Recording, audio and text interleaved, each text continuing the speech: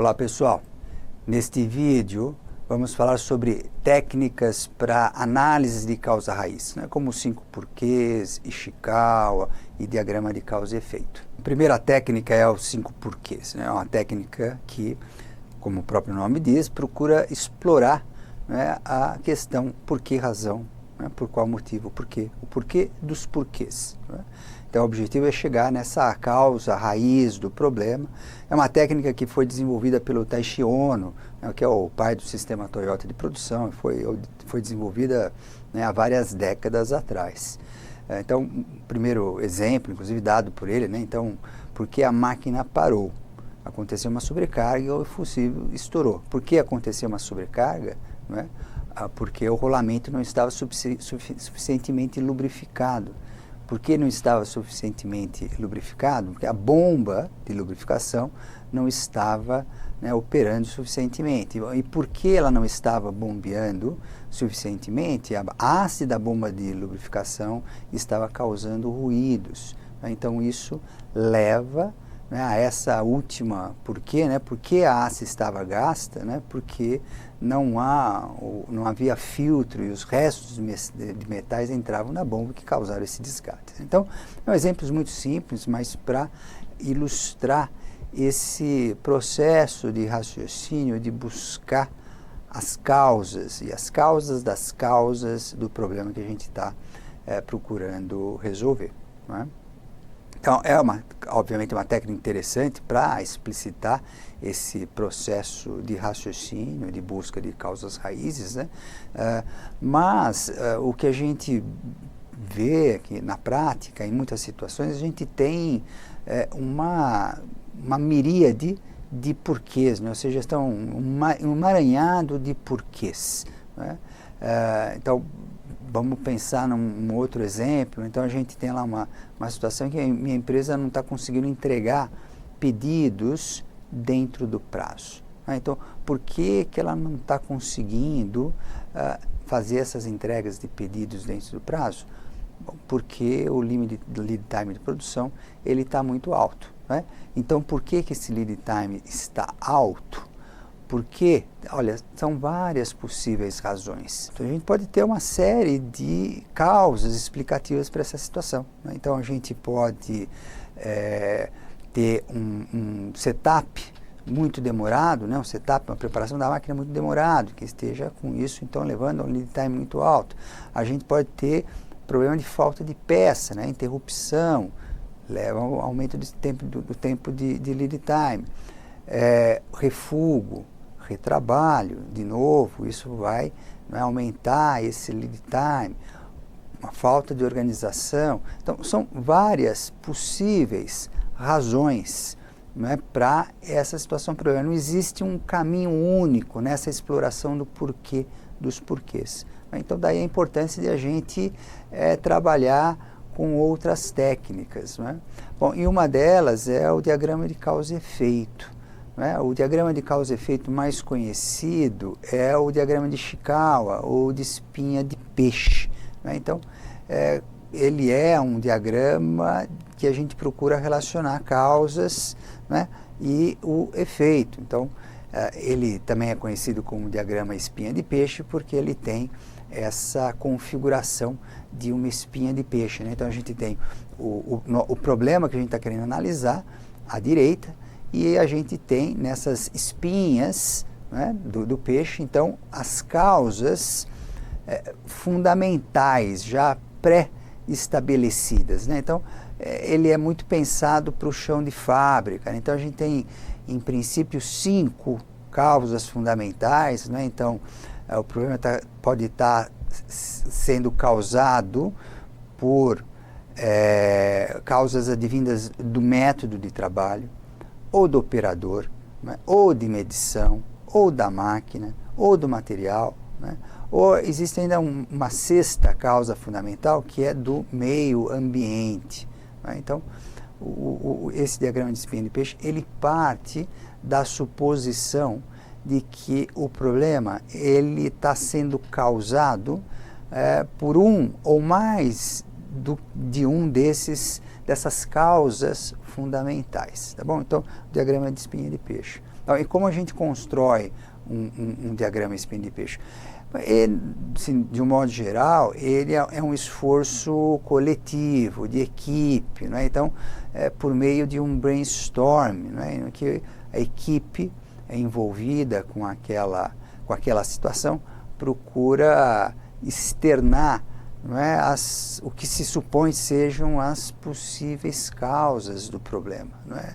E, né, de novo, no caso do Ishikawa, seguindo essa estrutura básica, né, de causas fundamentais: método, operador, medição, máquina, material, ou meio ambiente também, como eu disse, né?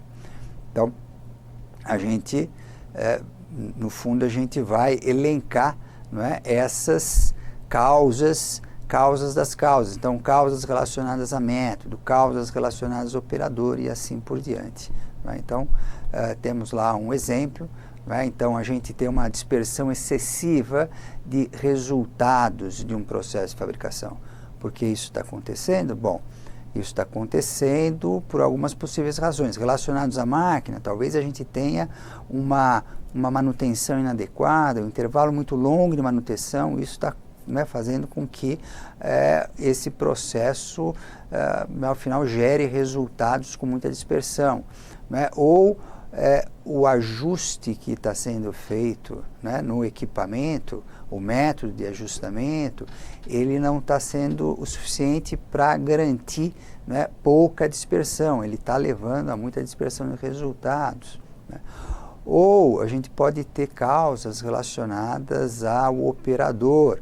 Então, o operador ele não foi adequadamente treinado para operar aquele equipamento e, portanto, isso está causando essa dispersão excessiva, né?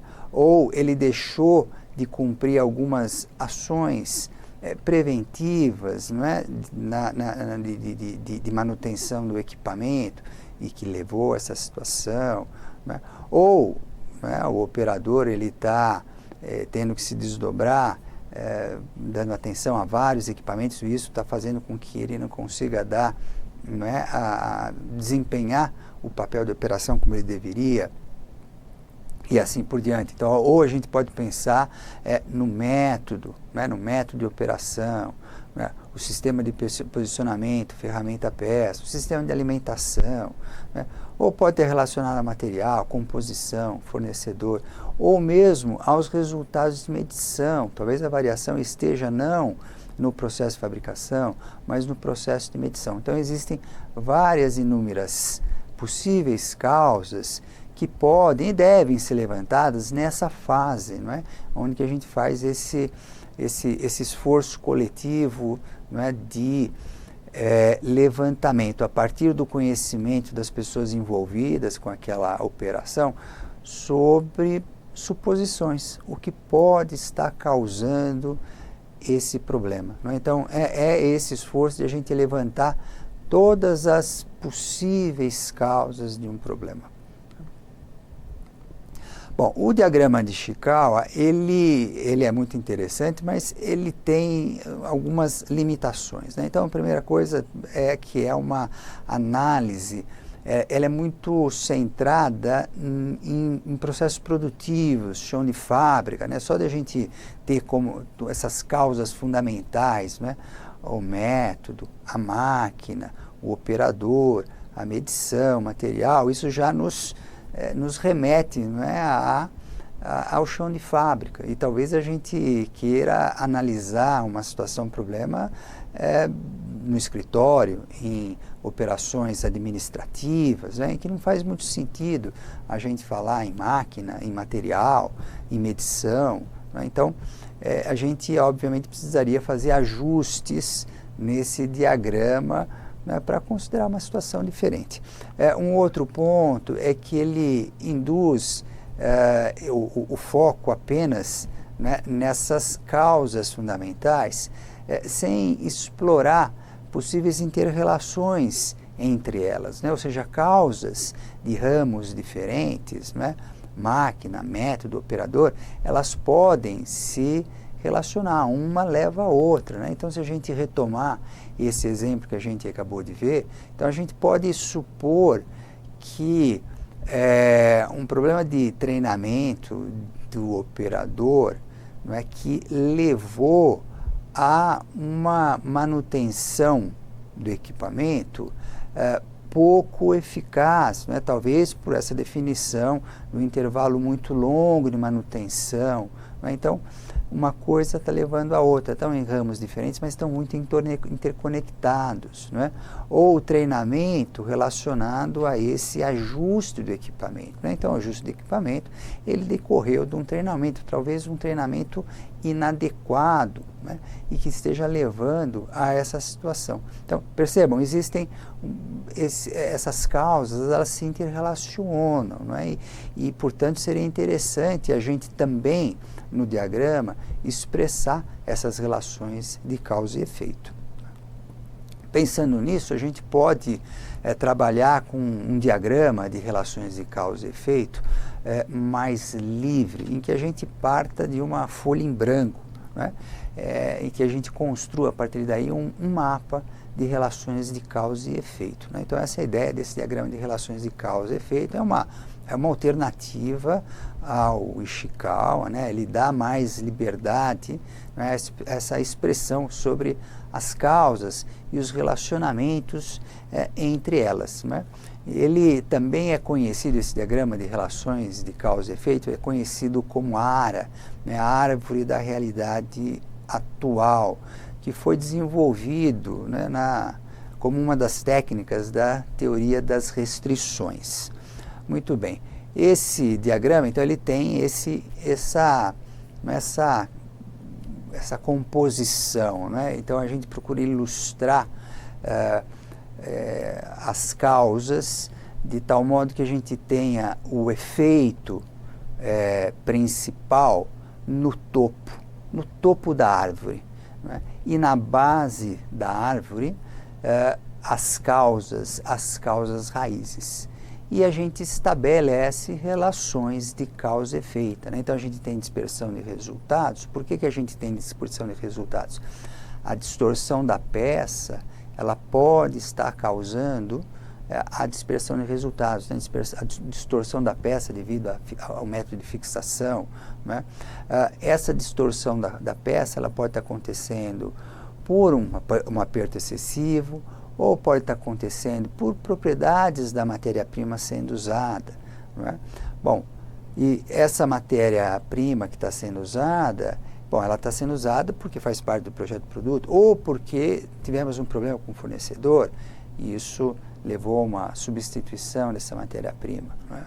A mesma coisa, ou se refere ao aperto excessivo. Esse aperto excessivo pode decorrer de uma falta de treinamento do operador sobre qual deve ser, né, esse torque correto. Ou talvez, né, o dispositivo sendo usado para fixação, ele não esteja sendo suficientemente adequado, né? Enfim, a gente pode ter várias causas, né? Então, o desgaste acelerado da ferramenta, ele também pode estar levando a uma dispersão, né, excessiva de resultados, que decorre de um ajuste da máquina, né? E assim por diante. Então, a gente procura estabelecer essas relações de causa e efeito, né? E claro, aqui, né, como é um exemplo que a gente está falando, uma situação, um problema no chão de fábrica, a gente vê claramente, né, partes do diagrama relacionados a material, ao operador, à máquina, mas eles não são compartimentalizados, né? Então, a gente consegue estabelecer relações de causa e efeito entre eles. A mesma coisa nesse outro exemplo, né? Então, temos um problema aqui de baixa produtividade. Por que temos baixa produtividade? Talvez o tempo de setup, né, de preparação da máquina esteja muito alto, isso esteja levando a uma baixa produtividade. Ou talvez o índice de rejeição no final da linha esteja muito alto, né? Então, de novo, isso está levando a uma baixa produtividade. E esse índice de rejeição, ele pode estar muito alto porque existe uma baixa capabilidade de processo. O processo tem uma baixa capabilidade. Ou está faltando procedimentos operacionais para a operação desse processo, para tornar o resultado mais homogêneo. Né? Bom, essa baixa capabilidade talvez esteja relacionada com equipamento obsoleto, baixa repetibilidade. Enfim, a gente vai procurando entender, estabelecer essas possíveis causas, das causas. Não é? Então a gente tem uma sucessão de problemas, não é, que levam a esse problema principal que a gente está querendo analisar.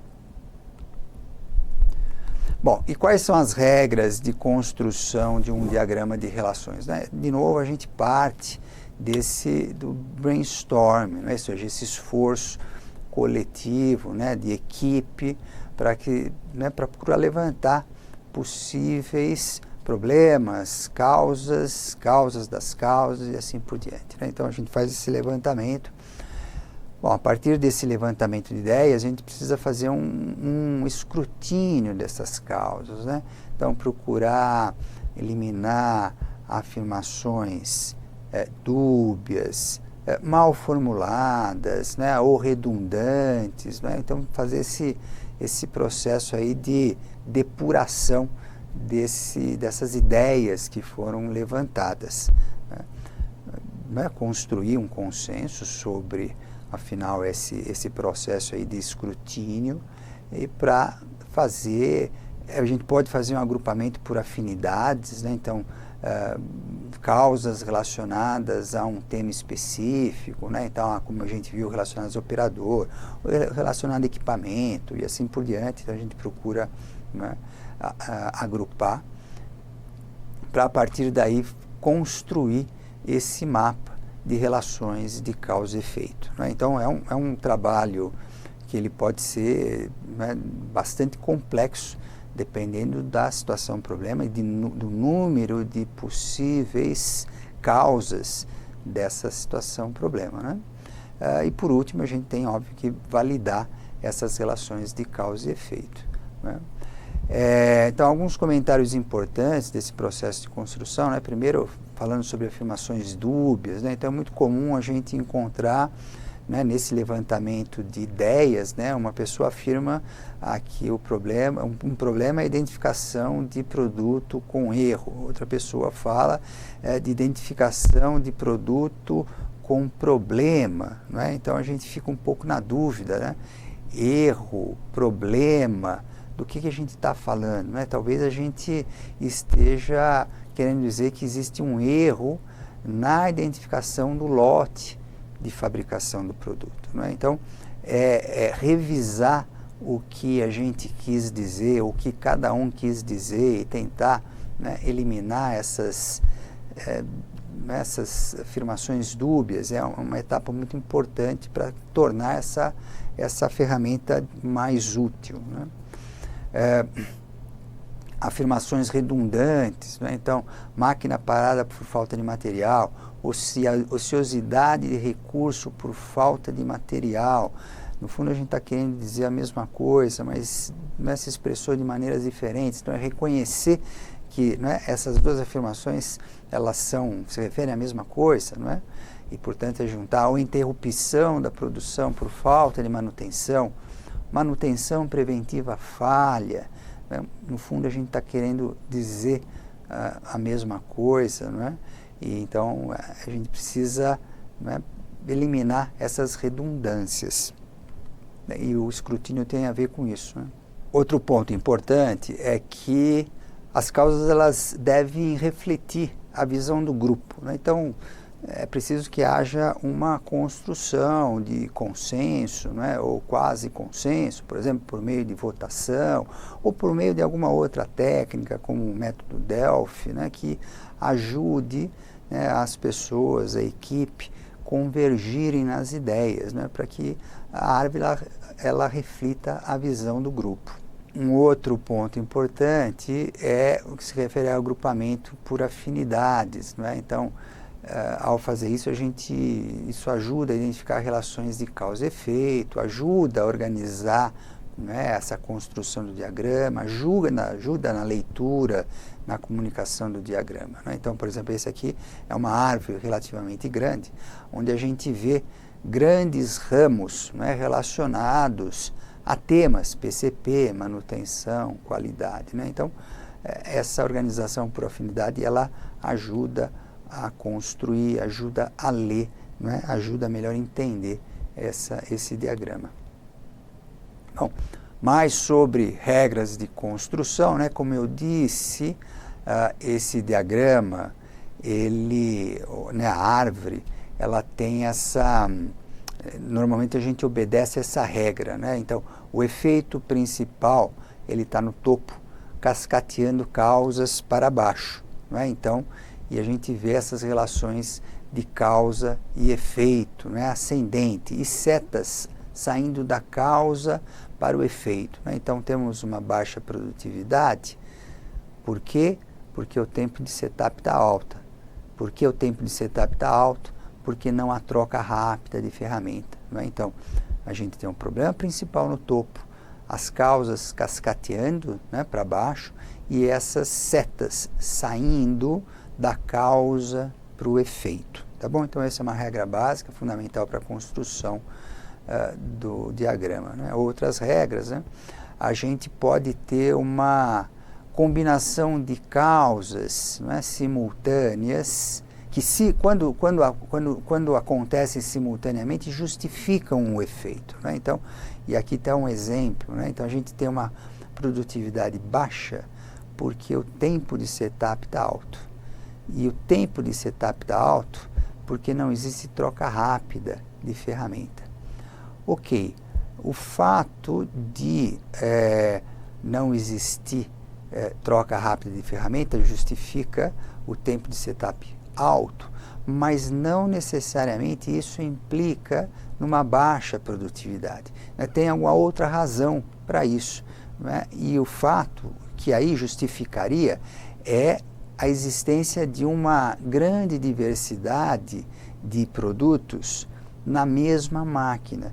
Não é? Então, isso requer essa troca, não é? Ou seja, esse setup constante da máquina, o que consome um tempo, né? Um tempo que a máquina fica parada, e isso leva a uma baixa produtividade. Então, é o fato de existir essa necessidade de usar a mesma máquina para uma diversidade grande de produtos, então, a grande diversidade de itens, de produtos fabricados na mesma máquina.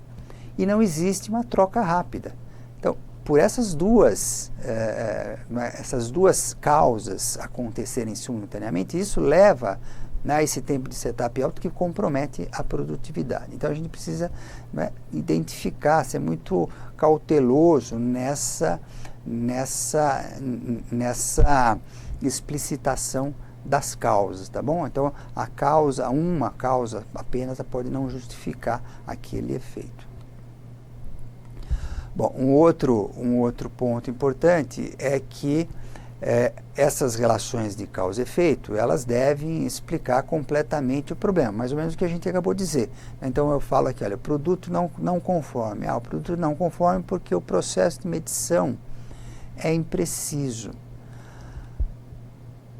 Essa minha afirmação sobre a causa desse problema, ela não necessariamente ela explica esse efeito. Né? O fato de o processo de medição ser impreciso não necessariamente implica num produto não conforme. Né? Então, qual que é a outra razão para essa situação? Né? O processo de medição é impreciso, mas o processo de fabricação ele também deve estar com um problema, porque senão a gente não teria essa grande o resultado de produto não conforme, tá bom? Ou então, o lead time ele é excessivo. O lead time é excessivo porque o estoque em processo é elevado. Né? De novo, o fato de a gente ter um estoque em processo elevado não necessariamente implica num lead time excessivo. Né? Então, talvez a gente tenha outras causas aí que levem a esse problema. Então, de novo, a gente precisa ser muito cuidadoso nessa nesse estabelecimento de causas para um determinado problema, né? Então, qual outra razão?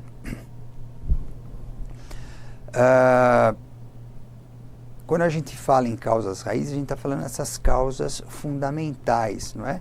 Então, elas estão na base do diagrama, né? Então, e o esforço de melhoria, ele deve estar centrado nas causas raízes, né? Porque se a gente está correto no nosso raciocínio, à medida que a gente atuar nas causas raízes, a gente elimina essa sucessão de efeitos, não é, que a gente está nos levando a esse efeito principal. Então a ideia é a gente trabalhar nas causas raízes, eliminar as causas raízes. Não é? Então, por exemplo, nesse nosso exemplo, a gente tem algumas causas raízes aqui, não é? O fato de não haver troca rápida de ferramenta, o equipamento com baixa repetibilidade, ou falta de treinamento, são causas raízes para essa situação problema. Então, seria aí que a gente atuaria. Um outro ponto importante é que, às vezes, a gente identifica algumas causas raízes que estão além da nossa esfera de controle, ou seja, além daquilo que a gente pode atuar, né? Apesar de explicar a situação do problema. Então, a gente teve uma perda de faturamento. Por que a gente teve uma perda de faturamento? Porque tivemos uma perda de mercado. Por que tivemos uma perda de mercado? Porque houve uma elevação dos custos de importação, não é? Porque houve uma desvalorização da moeda, não é? Então, tudo bem, essa é uma causa, né, explicativa desse encadeamento de problemas, mas a gente não consegue atuar, não é, nessa questão macroeconômica. Então, a gente precisa atuar em outro nível. Então, a gente extrapolou aquela nossa esfera de controle. A mesma coisa, a gente pode ter, não é, uma perda de faturamento por conta de uma perda de mercado que foi causada pela migração para o comércio eletrônico, ou seja, essa migração fugiu do nosso controle e, portanto, a gente não consegue atuar nesse nível, não é? Muito bem, falamos sobre análise de causas raízes e técnicas que a gente pode usar para análise de causas raízes. Complementar ao uso dessas técnicas, existem as técnicas de priorização, a matriz de priorização, né?